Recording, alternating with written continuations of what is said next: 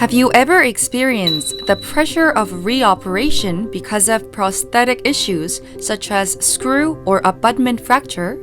Introduce Esr Kit designed to solve a variety of prosthetic issues. In case of screw fracture occurs, the fractured screw can be removed by using Esr Kit. Connect the SR drill with the fractured screw. After making a hole for drilling on the fractured screw, turn the SR tip counterclockwise and remove the fractured screw.